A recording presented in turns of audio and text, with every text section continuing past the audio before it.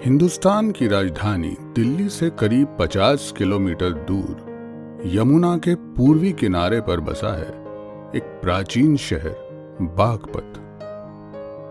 दूर दूर तक लहलहाते हुए गन्ने की फसल इस बात का सबूत है कि खेती से यहाँ के लोगों का एक अटूट रिश्ता है। यहाँ की उपजाऊ जमीन न सिर्फ किसानों की रोजी रोटी का इंतजाम करती है, बल्कि कई बार खानदानों के बीच घातक दुश्मनी की वजह भी बन जाती है।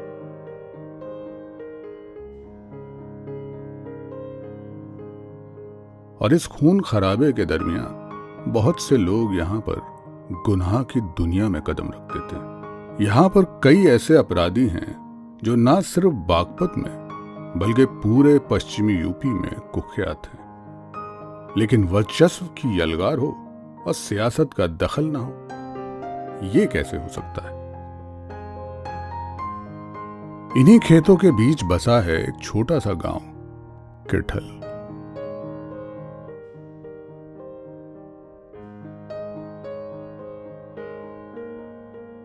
आज नवंबर 15, 2015 है। 10,000 की आबादी वाला ये गांव इस समय पंचायत चुनाव के उन्माद में डूबा हुआ है।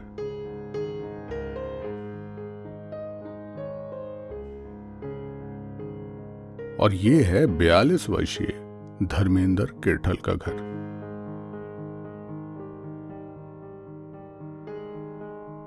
धर्मेंद्र किरठल बागपत की रक्त रंजित शैली का एक जीता जागता नमूना। एक समय पर धर्मेंद्र पर 45 से ज्यादा आपराधिक मुकदमे दर्ज थे, जिसमें 10 तो सिर्फ मर्डर के थे, लेकिन ज्यादातर सबूतों के अभाव में खारिज हो गए। और कुख्यात तो जैसे एक पदवी की मानंद धर्मेंद्र के नाम से जुड़ गया। धर्मेंद्र 2013 से जेल से बेल पर बाहर है, लेकिन घर वापसी 12 साल बाद कुछ हफ्ते पहले ही हुई है।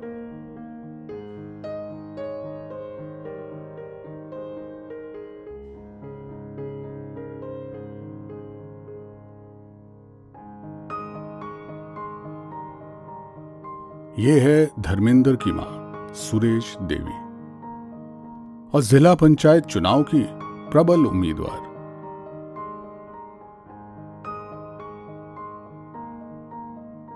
सुरेश देवी के हारने की कोई संभावना नहीं।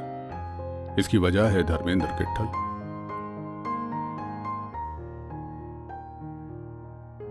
आज इस घर में सुरेश देवी और धर्मेंद्र किरठल अकेले ही रहते हैं, मगर हमेशा से ऐसा नहीं था।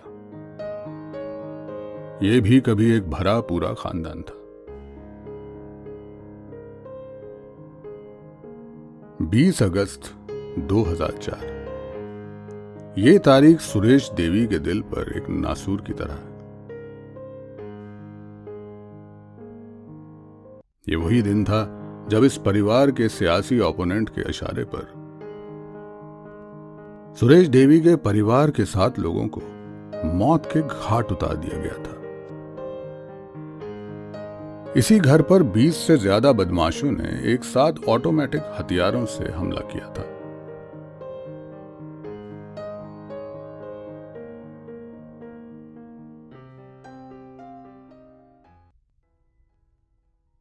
दो 2000 का चुनाव आया, हम चुनाव लड़े थे, चुनाव जीत लिए। उन पर वे बात सहन नहीं हुई। उन्होंने हमारे यहाँ एक बड़ा प्रसिद्ध गैंग चला था, जो एसएसपी मुजफ्फरनगर को भी धमकी दी, जिस गैंग में कह लिया। उनसे इनके रिलेशन के रिश्तेदारी थी। उन्हें कुछ पैसे दिए, कुछ रिश्तेदारी का कनेक्शन निभा, उन्होंने संबंध निभा। तो उन लोगों ने अब उनके साथ मिलकर हम घर में घुस के जो भी सामने पड़ा उन लोगों के, उन्होंने सबकी हत्या कर दी। हमारे पिताजी मारे गए, चाचा थे हमारे छोटे, वे मारे गए, भाई मारे, भाई की पत्नी थी वो मार गई, प्रेगनेंट थी। बल्कि जो है डॉक्टर ने समय दिया उसे, करीब 24 घंटे का समय दिया। उसके पैर वैर भी सूजन आई थी, पैर वैर को उठा नहीं जाता, इस हालत में हुई थी। सुबह शाम का ही डिलीवरी। एक दिन बाद ही उसका बच्चा होने वाला था। तो उसकी भी हत्या कर दी। हमारा घर का पालतू कुत्ता था, उसकी भी हत्या कर दी। 15-20 मिनट में बड़े बड़े हथियार ले रहे, 20-25 आदमी का सारा घर घेर रखा था। हाँ, गेट में भी थे, गुरुकुल के यहाँ जोड़े पर भी थे, पीछे भी थे। 6 आदमी गाँव घर में भी बढ़ रहे थे, बड़ करके चले गए, बड़े बड़े हथियार ले रहे थे। छोटे बड़ों को मारा न करे थे, इनने सामने तो देखा कि मैं तो मारती। वो अंदर था, उसके मिसेज किचन के पास। प्रधान जी यहाँ से नीचे कूदे, और नीचे कूदने के बाद जो कुत्ते न कुदने दिए, वो कुत्ता मार कर फिर यहाँ से कूद कर प्रधान जी ऐसे उस घर में को चढ़कर वहाँ को उतर कर फिर पुलिस तरफ भागे थे। बड़े से ले रहे थे, पुलिस के कार्बाइन थी, SLR थी। 5 गोली मेरे मारी थी, वहाँ से है उसको। कई महीने तक धर्मेंद्र अपनी जान बचाने के लिए इधर उधर छिपता रहा, लेकिन जब वो वापस आया तो उसकी मां ने उससे प्रतिज्ञा ली कि जब तक वो इस हत्याकांड का बदला नहीं ले लेता, वापस नहीं आएगा।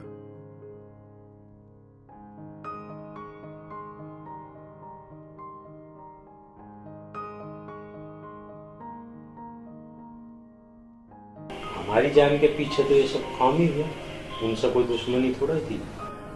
हमारी किस्मत अच्छी थी तो बच गए। उसके बाद फिर लड़ाई चली, मरमार चली। जो लोग खिलाफ पार्टी के लोग थे, जो इसमें इन्वॉल्व थे, घर वाली घटना में, हमने कुछ पुलिस का सहारा लेके मरवाए, कुछ अपने लोगों से। पुलिस वालों का सहारा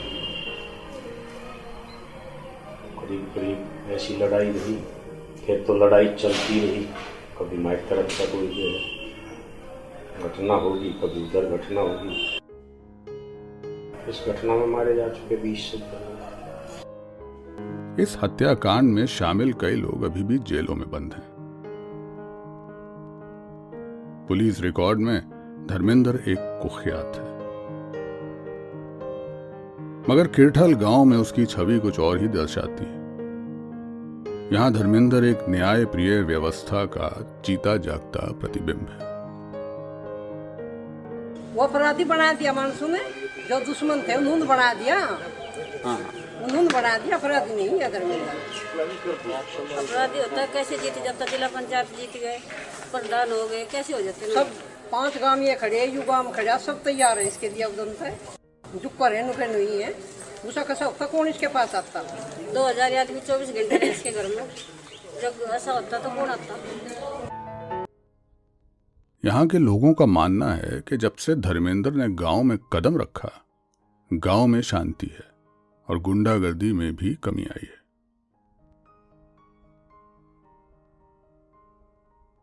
बाजार में जाओ थे जी, ना करना कर लोंडे बाजार में मिला कर ये उदम तो प्रधानमंत्री हो गए, उदम तो सब खूब बेटी खूब जाओ, बाजार में नहीं, बाजार में जाना छूट। बाजार में तो निकट भी नहीं सकते, इतने बढ़ जाते एक बाजार में जाते कि गंगी बहू सब एक उड़ जाते, वही अड्डा बैठ जाते सब। उस दिन तो ये है, उस दिन तक कोई भी नहीं था, पहले नहीं था कोई, होता नहीं। धर्मेंद्र के साथ साथ सुरेश देवी भी आम जनता की जिंदगी से जुड़ी हुई है। धर्मेंद्र की गैर हाजिरी में सुरेश देवी ही थी जिन्होंने कुछ ऐसे फैसले लिए जिससे पूरा गांव उनको एक अहम दर्जा देता है। 2013 के मुजफ्फरनगर दंगों के दौरान जो मुसलमान परिवार पलायन कर गए थे, उन्हें सुरेश देवी खुद असाड़ा गांव से वापस लाई थी। इनकी जो पट्टी है वो हमारी पट्टी से मिलती जुलती है। इसको वहाँ कुछ खतरा जचाए हमारे पास चला, हमने कहा भाई जितने भी आदमी होंगे आप हमारे पास ही रहो, कोई दिक्कत नहीं होगी। इन लोगों को कुछ हमने रियायत दिया, ये घबराहट में वहाँ निकल गए, कसारा गांव पड़े। प्रधान की जो माता जी हैं, इन्होंने सब ने इकट्ठे होकर इनको वहाँ से वापसी लाए, सबको बुला करके वहाँ से लाए, ट्रोलियो में लाए। यहाँ का मोमडन वैसे ही डर गया। मैं जी असारा में भी गई, 500-700 आदमी लेके गई, गाड़ी लेकर मैं असारा में थे, उन्हें बुला कर ले तो समुद्र अमन करके ले आकर बस आए। हमारे में इनके ये खड़े बच्चे, ये जब चले गए घर छोड़ के, इनके पशु थे, उनका दूध भी निकलवाया, घास भी करवाया, उन्हें पानी भी खुआया। चुनाव के नतीजे आए 6 महीने से ज्यादा हो चुके हैं। एक तरफ जहां सुरेश देवी यहां की पंचायत सदस्य हैं, वहीं दूसरी तरफ धर्मेंद्र की पत्नी सुदेश देवी केठल की ग्राम प्रधान है।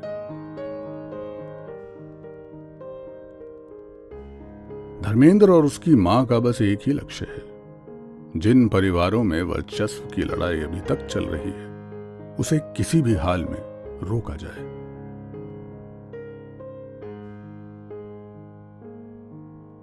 ऐसा है जी, जो अपने ऊपर अपना परिवार खत्म हो गया, वो दुख, वो चोट, वो दर्द मैं तो झेल चुका। मैं नहीं चाहता किसी को भी जो है ऐसा दुख झेलना पड़े। इस वजह से जो भी समाज में बिरादरी के जहाँ झगड़े जो अपने साल होते हैं उन्हें हर वक्त कराने के लिए तैयार रहता। पहले भी कराए, आगे भी कराए। यही वजह है कि धर्मेंद्र के घर में लोगों का तांता लगा रहता है।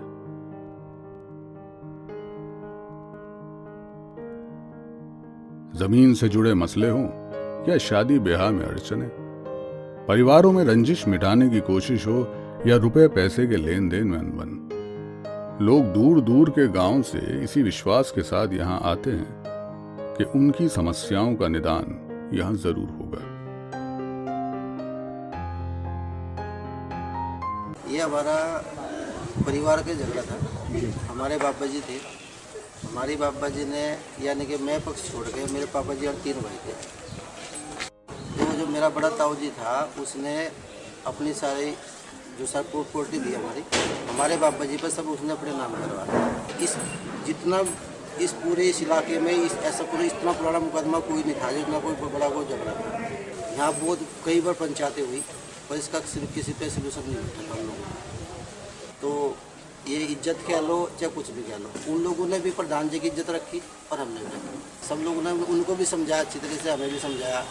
तो पूरे गांव के और ये प्रधान जी थे यहाँ बैठ के पंचायत हो गया, इसमें हमारा फैसला डिक्लेयर हो गया। जो कभी किसी से नहीं हुआ वो प्रधान जी ने किया। ये हमारा जो समाज है इसमें प्रधान जी जैसा हमारे यहाँ है 8-7 महीने का पीरियड की मैं बात आपको बता रहा हूँ। तो इसमें 40 केस इस तरह के लड़की वाले 6-7 महीने में 40 केस ने गांव की बात, ये पूरे हमारा जो आसपास के गांव है, ये कानड़ से लोग आए हुए, काफी दूर के लोग हैं। ये करीब कानड़ गांव यहाँ से 70 किलोमीटर पे है और ये मुजफ्फरनगर साइड से तो दूर दूर के लोग आते हैं।